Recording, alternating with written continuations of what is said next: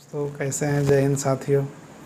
चलिए आज हम लोग बात करेंगे अध्याय 8 में छोटे राज्यों का युग दोस्तों। ठीक है, गुप्त काल के बाद हम लोग आज छोटे राज्यों का जो हुए उनके बारे में हम लोग पढ़ेंगे दोस्तों।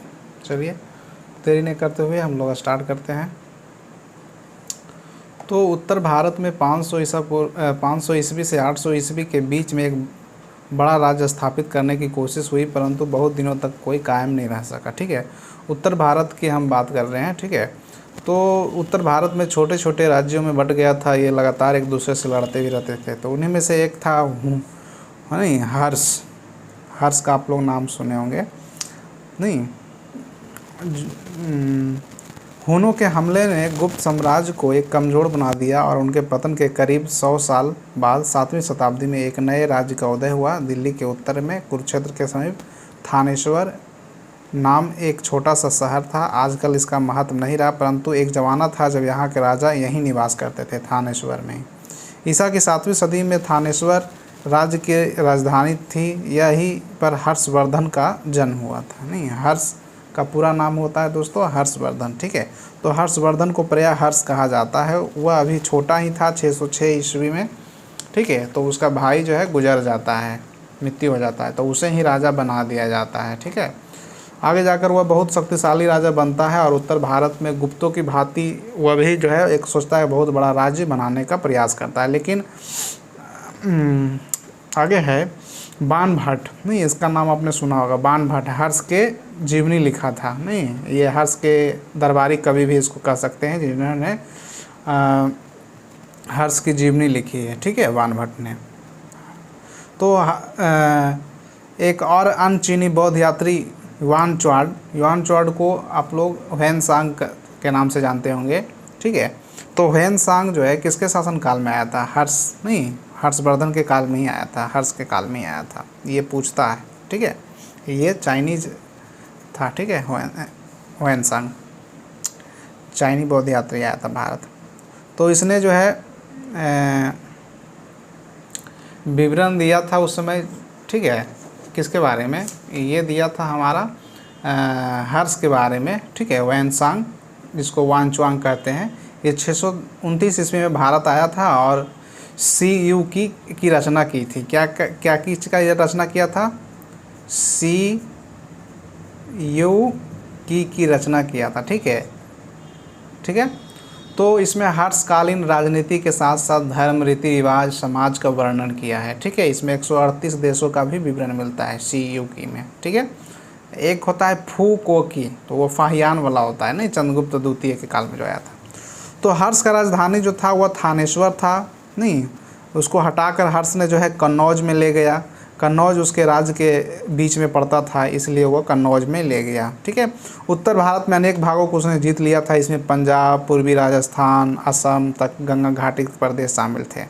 परंतु जब उसने दक्कन के राज्यों को चढ़ाई करना चाही तो उसे पुलकेशिन द्वितीय ने रोक लिया। ठीक है, पुलकेशिन द्वितीय जो चालुक्य वंश का राजा था। तो उसकी राजधानी उत्तरी कर्नाटक में बतापी या बदामी था। किसका? चालुक्य वंश का राजा हर्ष बोलते पुलकेशिन द्वितीय का। हर्षवर्धन का राज्य गुप्तों की तरह था। उसने जिन राजाओं पर विजय प्राप्त की थी वे राज कर देते थे। क्या देते थे? कर देते थे। मतलब हर्षवर्धन जिसको भी कब्जा किया था वो कर देता था, टैक्स देता था।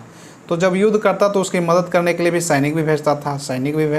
नहीं, उन्होंने हर्ष का आधिपत्य तो स्वीकार कर लिया, परंतु अपने अपने राज्यों का शासक बने रहे और स्थानीय मामले में स्वयं ही निर्णय लेते रहे। ठीक है, जो जिस पे कब्जा किया था हर्ष। चलिए, तो हर्ष को बौद्धिक धर्म से लगाव था। हर्षवर्धन को बौद्धिक धर्म से लगाव था और वो शायद ही अंतिम सालों में वह बौद्ध धर्म बन भी गया था। नहीं, बौद्ध धर्म अपना भी लिया था, परंतु दूसरे धर्मों को भी वह इज्जत देता था, नहीं, वो आश्रय देता था। चीनी यात्री जो ह्वेनसांग था युआन से मिलने के लिए वह बड़ा उत्सुक था। तो ह्वेनसांग जो है लिखता है कि हर्ष से उसका लंबी बातचीत हुई थी और उसने उस समय ग्रंथों का अच्छा अध्ययन किया था और हर्ष ने संस्कृत के 3 नाटकों की रचना की थी। ठीक है, तो चलते सामाजिक दशा की बात करते हैं। तो इस काल में इतिहास के लिए उपलब्ध स्रोतों में से एक है बौद्ध यात्री नहीं वैनचुआंग, जिसको हम लोग ह्वेनसांग कहते हैं, का वृत्तांत। ठीक है, ह्वेनचुआंग 26 साल की आयु में चीन से रवाना हुआ और लगभग फाहियान का अनुसरण करते हुए, नहीं फाहियान उस समय आया था, आपको मालूम होगा फाहियान जिस रास्ते से आया था, ठीक है, उसी रास्ते का अनुसरण करते हुए मध्य एशिया को पार करते हुए भारत पहुंचा।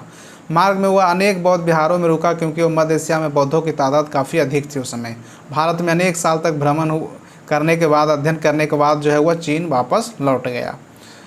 ठीक है, वायनच्वार्ड जो है वैनसांग, वो देखा कि बौद्ध धर्म भारत में सभी मार्गों में उतना लोकप्रिय नहीं था जितना कि उसने समझ रखा था, लेकिन पूर्वी भारत में वह भी बड़ा लोकप्रिय था। उसने कुछ साल पटना के आसपास नालंदा महाविहार में गुजारे। नालंदा उस समय देश का प्रमुख विश्वविद्यालय था, नहीं नालंदा, आप लोग जानते होंगे नालंदा, ठीक है, बिहार शरीफ के नज़दीक नालंदा पड़ता है। ठीक है, तो यह एशिया के विभिन्न देशों के विद्यार्थी यहाँ के अध्ययन करते थे। तो आगे लिखता है, वानच्वार्ड ने देखा कि भारत में जाति प्रथा भी उस समय थी। नगरों के बाहर रहने वाले लोगों के साथ बुरा व्यापार होता था, छूत अछूत का भी था। सभी लोग शाकाहारी नहीं थे, कुछ मांसाहारी भी थे। ठीक है, तो कुछ लोग मांस भी खाते थे, कुछ लोग नहीं भी खाते थे। नगरों, अमीरों और गरीबों के मकान में अंतर था। जैसे आज भी आप देखते होंगे, नहीं, अमीर लोग का मकान अलग खूबसूरत से बनाया जाता है, सजाया जाता है, लेकिन गरीब का सादे सुधा झोपड़ में रहता है। ठीक है, तो ये आप देख सकते हैं, ये वैनच्वार्ड जो है वैनसांग का चित्र है, ये दिया हुआ चीनी यात्री था। ठीक है, तो कच्चे फर्श के होते थे, नहीं, गरीबों का घर, पहनावा भी अलग होता था। तो वैनसांग लिखता है कि भारत के लोग गर्म मिजाज के थे, नहीं, वह जल्दी गुस्सा हो जाते थे, परंतु ईमानदार थे। भारतीय लोग स्वच्छता प्रेमी भी होते थे। अपराधियों की संख्या बड़ी नहीं थी, लेकिन बार बार लिखता है कि यात्रा के दौरान उसे लोगों ने लूट लिया था। इसे यात्रा के दौरान जो है लोगों ने लूटा था, लेकिन ये लिखता है कि नहीं, ईमानदार ही था, अपराधी नहीं था, लेकिन उसको यार लूटते रहा सब दिन लोग इसको रास्ता में। ठीक है, वैनच्वार्ड को मृत्युदंड नहीं दिया जाता था, आजीवन कारावास ही सबसे कठोर दंड था उस समय। ठीक है, हर्ष की मृत्यु के बाद कुछ समय तक उत्तर भारत में स्थिरता की स्थिति रही, लेकिन कई छोटी बड़ी राज्यों का जो है उदय हुआ, बट गया, आपस में बट गए, लड़ाइयाँ होती रही, इससे दक्कन और दक्षिण राज्य शक्तिशाली हो गए। ठीक है, अब चलते हैं दक्कन और दक्षिण के राज्य के बारे में, चालुक्य के बारे में चलते हैं। चालुक्य सातवाहनों के पतन के बाद दक्षिण में छोटे राज्यों के अनेक उदय हुआ। ठीक है, वाकाटकों ने एक मजबूत राज्य बनाने का प्रयास किया, परंतु यह अधिक दिनों तक नहीं टिका। उसके बाद में चालुक्य वंश आया। ठीक है, ये देख सकते हैं आप लोग, दक्कन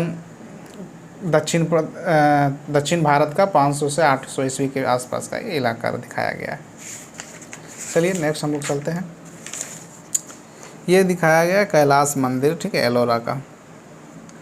ठीक है, तो जिसका केंद्र था वातापी। यहाँ के चालुक्य नरेश पुलकेशिन द्वितीय थे, चालुक्य वंश के, आपको मालूम ही होगा उस समय। तो जिस समय उत्तर भारत हर्षवर्धन था, उसकी महत्वाकांक्षा समूचे दक्कन पठार के शासन काल करने की थी और कुछ समय तक इसमें सफलता भी मिली, लेकिन नर्मदा के तट पर हुई लड़ाई से उसने हर्ष को हराया। और चालुक्यों को दो शत्रु थे, एक उत्तर में राष्ट्रकूट और दक्षिण में कौन था, पल्लव था। नहीं, उत्तर में राष्ट्रकूट और दक्षिण में पल्लव था। राष्ट्रकूटों को उत्तरी दक्कन के छोटे राज्य का शासन था। आरंभ में चालुक्य के अधीन थे, परंतु इसके आगे जाकर वह शक्तिशाली हो गया और उन्होंने चालुक्य राजा पर आक्रमण करके उसे हरा दिया। ठीक है, परंतु बाद में दक्कन में चालुक्य की शक्ति बढ़ रही थी, तभी उस समय दक्षिण भारत के पल्लव शक्तिशाली हो रहे थे और पुलकेशिन द्वितीय ने जो है पल्लव नरेश महेंद्र वर्मन से युद्ध किया और उसे हरा दिया, नहीं, महेंद्र वर्मन को।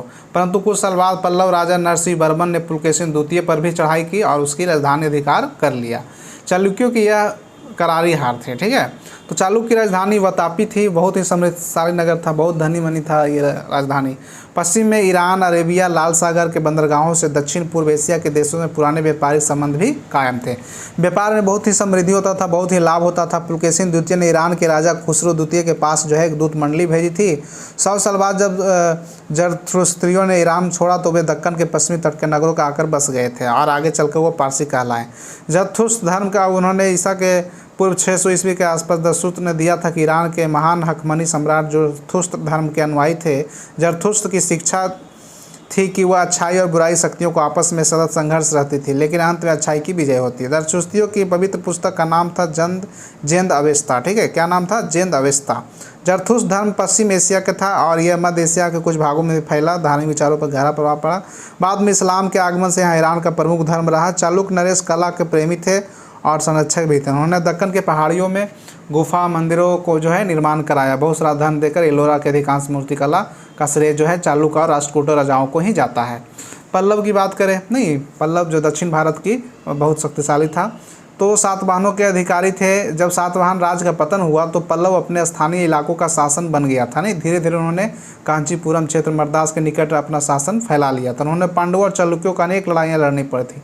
इन दोनों ने पल्लवों के शक्तिशाली बनने में बाधाएं डाली, फिर भी पल्लव अपना शासन स्थापित करने में सफल रहा। ठीक है, उसने कांचीपुरम के दक्षिणी इलाका तंजौर कट्टे को जीत लिया और इस तरह से वह अनेक भाग उपजाऊ था। पर पल्लव नरेश जो है महेंद्र वर्मन, हर्ष और पुलकेशिन द्वितीय का समकालीन था। ठीक है, वह अपने ज़माने के अन्य राजाओं की तरह जो है केवल एक योद्धा नहीं बल्कि वह कवि और संगीतज्ञ भी था। कौन? महेंद्र वर्मन। ठीक है, शुरू में वह जैन मतावलंबी था, लेकिन बाद में तमिल संत अप्पर के प्रभाव से वह शैव धर्म को अपना लेता है। चलिए, तमिल संत इस काल में दक्षिण भारत में एक ऐसा जन समुदाय था जिसका विश्वास था कि धर्म ईश्वर विष्णु या व्यक्तिगत उपासना का मामला है। यह विचारधारा भक्ति कहलाई। ठीक है, इसमें कई जातियां के लोग शामिल हुए, बहुत से कारीगर, किसान घूमते फिरते विष्णु स्तुति के। ठीक है, अलवार विष्णु के उपासक कहलाते थे, नैनार शिव के उपासक कहलाते। यहाँ से प्रश्न पूछता है अलवार किसे कहते हैं? तो अलवार जो है विष्णु का, अलवार नहीं तो विष्णु के, नैनार नैनार नहीं तो नैनार से आपको याद रखना है। नहीं, नैनार का मतलब जिसका नयन हो, नहीं, नयन का मतलब आँख होता है। नहीं, तीसरा आँख तो किसके पास होता है? शिव के पास होता है। तो नैनार शिव हो जाते हैं, अलवार विष्णु हो जाते हैं। ठीक है, तो ये लोग कांचीपुरम में एकत्रित होते थे और गीत भजन गाते थे और इस तरह से तमिल भाषा का भी विकास हुआ उस समय। तो इस तरह से वैदिक संस्कृत में भी लिखे गए, नहीं, जो पंडित लोग लिखते थे। तो कांचीपुरम पल्लवों की राजधानी होती थी। ठीक है, इसके अलावा तमिल संस्कृत के अध्ययन का भी केंद्र था। जैसे कि लेखकों ने संस्कृत लिखा क्योंकि उसमें राजदरबारियों के जो है उच्च वर्ग लोग संस्कृत का इस्तेमाल करते थे। ठीक है, स्थापत्य कला की बात करें तो पल्लव राजाओं ने अनेक मंदिर बनवाए। इसमें कुछ विशाल चट्टानों को काट के बनाए, जैसे महाबलीपुरम का रथ मंदिर। नहीं, कौन बनाया? पल्लव राजाओं ने। ठीक है, इस तरीक़ा से कांचीपुरम के मंदिर। ठीक है, तो इस तरह का उस समय का जो मंदिर था, एक कक्ष होता था, छत के ऊपर शिखर बनाया जाता था। बाद में जो है धीरे धीरे एक मंजिला किया गया, फिर 2 मंजिला 3 मंजिला भी हुआ। ठीक है, तो इस तरीक़ा से ग्रामवासियों के प्रांगण में बैठते थे और उस समय जो है मंदिरों में लोग जो है बैठकर आप बातचीत करते थे, ताश उस खेलते होंगे साथ में, नहीं, खेती ये सब पे चर्चा भी करते होंगे। पुजारी लोग बच्चे को पढ़ाते थे वही प्रांगण में ही। ठीक है, तो एक तरह से वो पाठशाला का भी उपयोग होता था, मंदिर का जो प्रांगण होता था। ठीक है, कोई उत्सव हुआ, गाँव में मेला लगा तो वहीं के आसपास लग गया। तो इस पर एक धार्मिक जो है उन लोगों का सामाजिक राजनीतिक केंद्र मंदिर बहुत था। नहीं, मंदिर, और उसमें मंदिर भी बहुत बड़े धनी होते थे। ठीक है, तो इस तरह से ज़मीन जिससे जितना आमदनी होता था उतना दान लोग देते थे। धन व्यापार भी काफ़ी था। ठीक है, तो मंदिर को लोग सुरक्षा भी करते थे। ठीक है, तो ये देख सकते हैं आप लोग कांचीपुरम का कैलाश मंदिर, ये नीचे दिखाया गया है आप लोग को। यहाँ पे देखिए महाबलीपुरम का मंदिर। तो ये कुछ प्रश्न है, आप लोग बनाइएगा। ठीक है, मिलते हैं हम लोग नेक्स्ट वीडियो में। फिर हम लोग चलेंगे, लास्ट हमारा अध्याय है वह अध्याय 9। इसके बाद जो हमारा कक्षा 6 का NCERT ख़त्म हो जाएगा दोस्तों, फिर हम लोग चलेंगे नेक्स्ट। ठीक है, तो मिलते हैं, तब तक बने रहें। जय हिंद साथियों।